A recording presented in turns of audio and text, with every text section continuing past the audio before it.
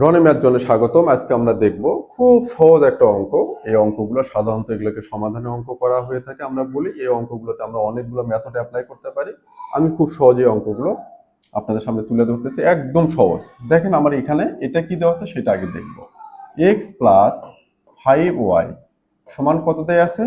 24 থাকুক। এটা একটা সমীকরণ। আর এখানে আরেকটা বলা আছে যে এক্স এর মান কত? 3y। এক্স এর মান কত? 3y।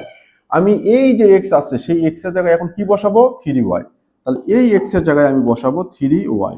বসাইলাম এক্স এর মান এই যে এই সমীকরণ থেকে। তারপর প্লাস আছে, প্লাস দিলাম 5y সমান কত? 24। 3y প্লাস 5y কি হবে? 8y সমান কত? 24। তাহলে y সমান কত? এই y এর সাথে 8 এর গুণ আছে, এই পাশে যে কি হবে? ভাগ হয়ে যাবে। 24 কে 8 দিয়ে ভাগ করলে কত? 3। তাহলে y এর মানটা কত হবে? 3। খুব সহজ অঙ্ক।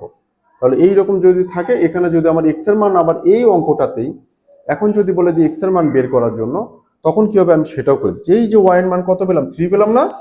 এই যে এখানে বসাই দিই। তাহলে x ইকুয়ালস কি ছিল আমাদের? 3y সমান কি হবে? 3 থাকুক, y এর মান কত? 3 সমান কত? 3 × 9। তখন কিন্তু আমার এই যে x এর মানটা কত আসতো? 9। তো যা হোক, আমি এখান থেকে শুধু y এর মান চাইছে দেখে আমি y এর মানটা বের করে দিলাম। এই সমীকরণে যদি x এর মানটা চাইতো, সুন্দর করে আমি এই y এর মানটা আবার এখানে অথবা এখানে বসালেও কিন্তু সেম আসতো।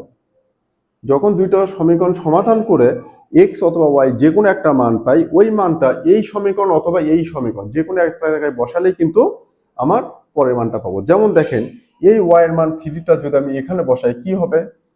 x প্লাস 5y ইকুয়ালস কত? 24। x প্লাস 5 গুণন y এর মান কত? 3। এই যে 5 গুণন y 3 সমান কত? 24। x প্লাস 3 5 কত? 15 ইকুয়াল কত? 24। তাহলে x সমান কি হবে? 24। এই 15 প্লাস ছিল, এই পাশে যা কি হবে? মাইনাস সমান কত? 9। 24 থেকে 15 গেলে 9। তার মানে আমি যখন দুটো সমীকরণ সমাধান করে একটা মান পাবো, সেই মানটা আমি এই সমীকরণ অথবা এই সমীকরণ যে কোনো একটাতে বসালে কিন্তু আমি আরেকটা চলকের মান বের করতে পারবো। আশা করি বোঝাতে পেরেছি। ধন্যবাদ।